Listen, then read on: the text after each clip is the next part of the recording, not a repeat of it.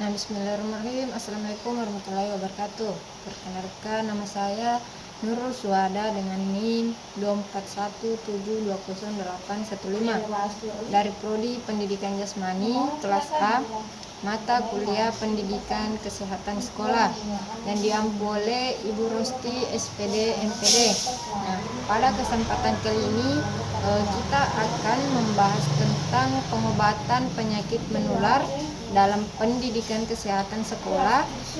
Kesehatan merupakan hal yang sangat penting bagi siswa agar dapat belajar dengan nyaman dan beraktivitas dengan baik di lingkungan sekolah. Penyakit menular seperti flu, batuk, cacingan, dan penyakit kulit masih sering ditemukan di lingkungan sekolah. Nah, penyakit tersebut dapat menyebar dari siswa ke siswa lainnya apabila tidak dicegah dan diobati dengan benar. Melalui materi ini kita akan mempelajari pengertian penyakit menular dan jenis-jenis pengobatan seperti antibiotik, antivirus, dan antiparasit, serta pencegahan penyakit menular di sekolah.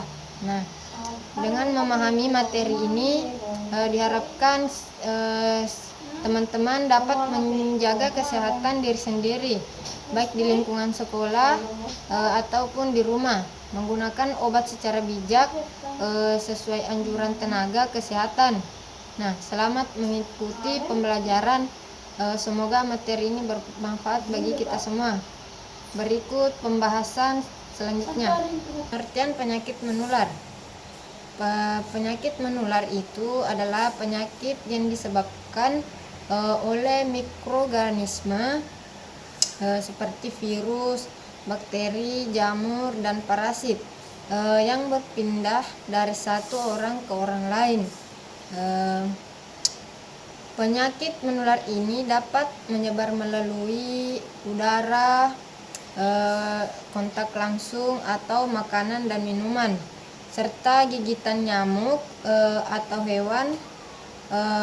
Contoh penyakit menular ini itu seperti influenza, COVID-19, tuberkulosis atau TBC. Contoh penjelasan yaitu ketika seseorang yang sakit flu dapat menyebar ke orang lain melalui udara. Adapun cara pencegahannya yaitu cuci tangan dengan sabun, kedua memakai masker saat sakit, ketiga menjaga kebersihan dan lingkungan, keempat vaksinasi, yang kelima makan makanan sehat. Nah, adapun jenis pengobatannya yaitu yang pertama itu pengobatan antibiotik. Antibiotik ini adalah obat untuk mengobati infeksi akibat bakteri.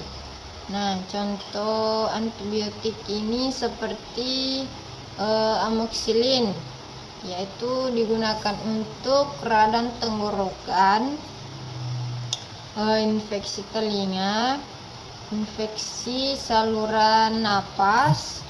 Nah, adapun contoh di sekolah yaitu seperti seorang siswa mengalami radang tenggorokan akibat infeksi bakteri. Nah, dokter memberikan amoxicillin. Nah, pesan pentingnya itu antibiotik ini harus dihabiskan sesuai resep dokter. Nah, adapun yang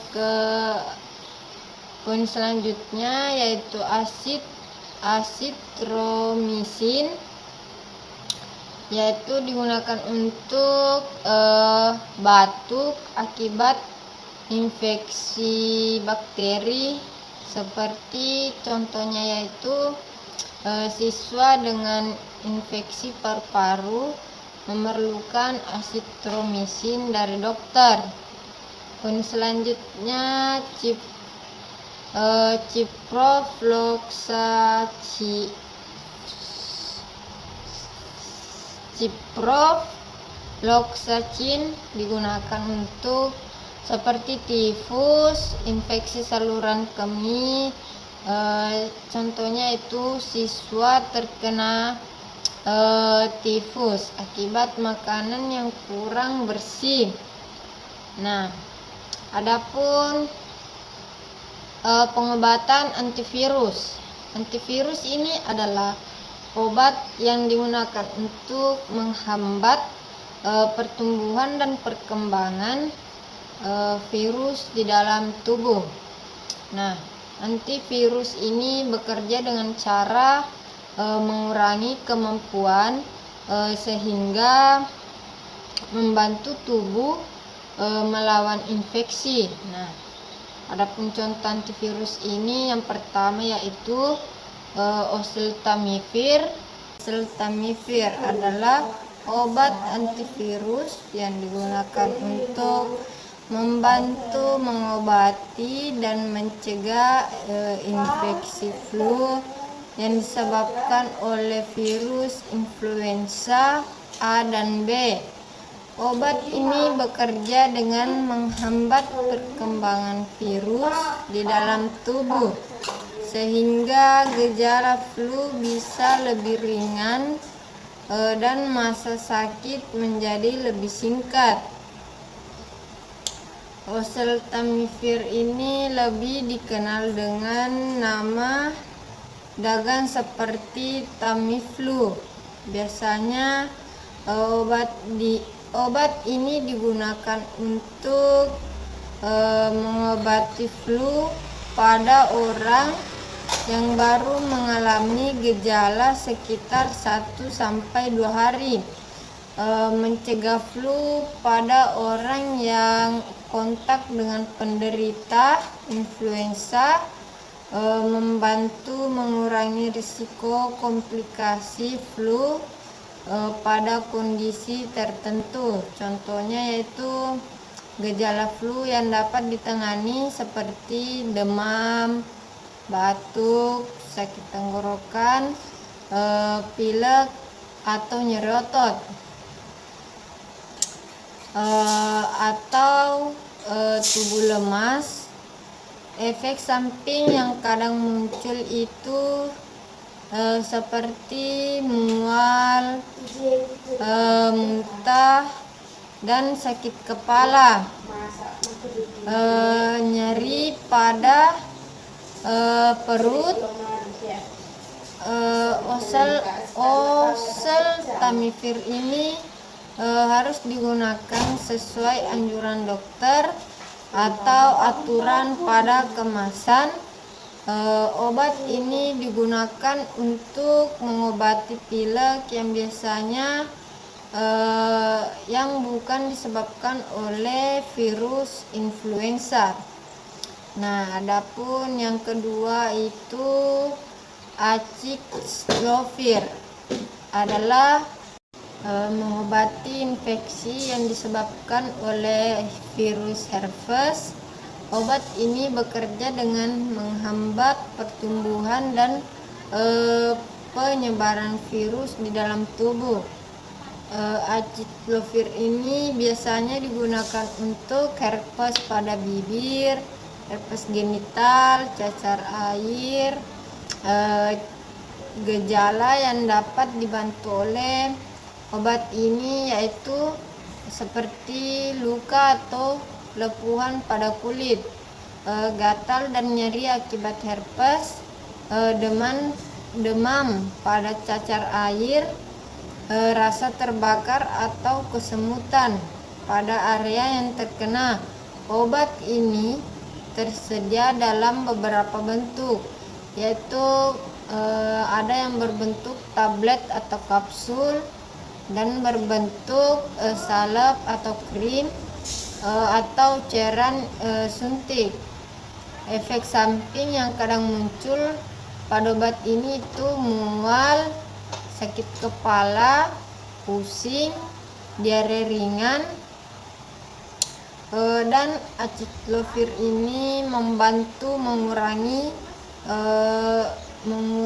gejala dan mempercepat penyembuhan, tetapi tidak menghilangkan virus herpes sepenuhnya dari tubuh. Penggunaan obat sebaiknya sesuai anjuran dokter atau aturan pakai pada kemasan. Adapun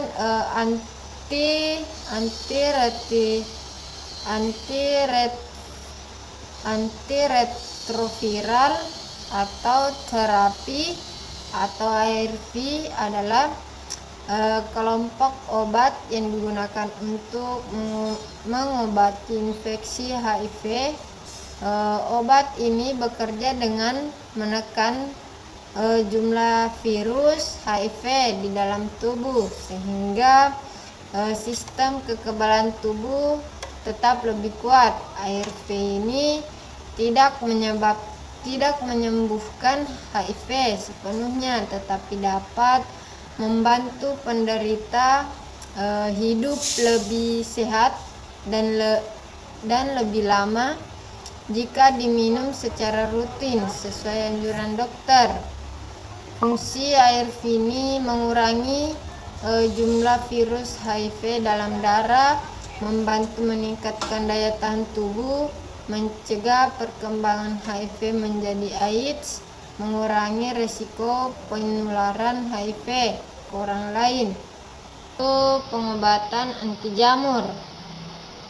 Anti jamur ini adalah obat yang digunakan untuk mengobati infeksi yang disebabkan oleh jamur pada tubuh. Obat anti jamur ini bekerja dengan cara membunuh atau menghambat pertumbuhan jamur. Contohnya anti jamur itu seperti ketoconazole digunakan untuk kurap, panu. Contohnya siswa yang sering memakai pakaian lembab akan terkena kurap. Nah, yang kedua yaitu pengobatan fluconazole yang digunakan untuk infeksi jamur tertentu, misalnya itu infeksi jamur pada mulut dapat diobati fluconazole. Nah, pencegahan jamur ini yaitu mandi teratur, tidak bertukar handuk atau menjaga pakaian agar tetap kering. Adapun pengobatan yang keempat yaitu pengobatan antiparasit. Antiparasit ini adalah obat yang digunakan untuk membunuh atau menghambat parasit yang hidup di dalam tubuh manusia. Nah, parasit ini adalah organisme yang hidup dengan mengambil nutrisi dari tubuh manusia dan tepat menyebabkan penyakit.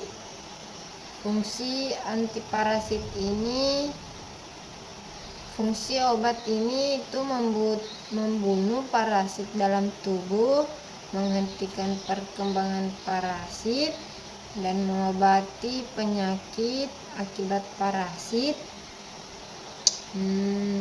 Contoh antiparasit ini yaitu albendazole yang digunakan untuk cacingan. Contohnya yaitu seperti siswa sering jajan tanpa mencuci tangan sehingga terkena cacingan. Nah, yang kedua itu artemisinin yang dimana digunakan untuk malaria. Contoh malaria ini yaitu malaria ditularkan oleh gigitan nyamuk. Nah, Yang ketiga yaitu metronidazole, digunakan untuk infeksi parasit pada usus. Contohnya yaitu diare akibat makanan kotor dapat disebabkan oleh parasit. Nah, adapun cara pencegahannya itu, contoh pencegahan penyakit menular itu satu, mencuci tangan dengan sabun, cuci tangan sebelum makan dan setelah makan ke toilet untuk menghilangkan kuman. Contohnya itu siswa mencuci tangan sebelum makan agar terhindar dari cacingan atau diare. Yang kedua itu memakai masker saat sakit. Masker membantu mencegah penyebaran virus melalui batuk dan bersin. Contoh itu siswa yang flu memakai masker agar tidak menularkan penyakit ke teman-temannya. Yang ketiga yaitu menjaga kebersihan. Nah, menjaga kebersihan lingkungan. Lingkungan bersih mengurangi tempat perkembangannya kuman dan nyamuk. Contohnya yaitu membersihkan kelas setiap hari, membantu mencegah penyakit. Yang keempat, vaksinasi. Nah, vaksin ini membantu tubuh untuk membentuk kekebalan terhadap penyakit tertentu. Contohnya itu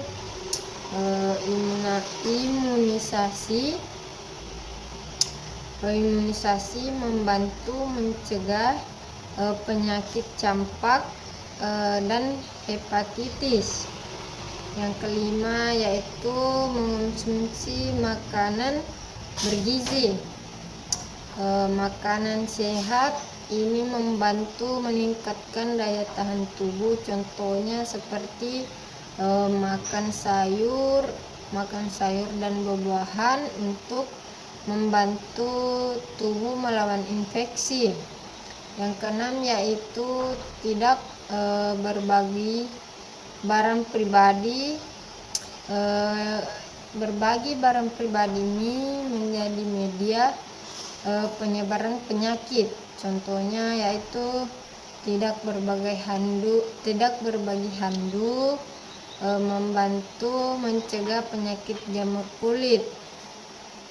Yang ketujuh itu menjaga kebersihan tubuh. Mandi dan mengganti pakaian secara teratur membantu untuk mencegah infeksi. Nah, contohnya itu tubuh yang bersih mengurangi risiko terkena kurap dan panu. Nah, adapun kesimpulan dari video yang saya buat itu, pengobatan penyakit menular dalam pendidikan kesehatan sekolah sangat penting untuk menjaga kesehatan siswa dan mencegah penyebaran penyakit di lingkungan sekolah. Penyakit menular disebabkan oleh virus, bakteri, jamur, dan parasit, sehingga pengobatannya harus disesuaikan dengan penyebab penyakit tersebut. Antibiotik digunakan untuk penyakit akibat bakteri, antivirus untuk virus, anti jamur untuk jamur, dan anti parasit untuk parasit. Nah, penggunaan obat tersebut harus sesuai anjuran dokter agar penggunaan efektif dan tidak menimbulkan resistensi obat. Selain pengobatan atau pencegahan juga sangat penting dilakukan melalui menjaga kebersihan diri, mencuci tangan, memakai masker saat sakit, menjaga kebersihan lingkungan sekolah atau menjaga kebersihan lingkungan di rumah, serta menerapkan pola hidup sehat. Dengan pendidikan kesehatan di sekolah, siswa dapat memahami pentingnya menjaga kesehatan, menggunakan obat dengan benar, dan mencegah penularan penyakit kepada orang lain. Nah, sekian dari saya. Wabillahi taufiq wal hidayah. Wassalamualaikum warahmatullahi wabarakatuh.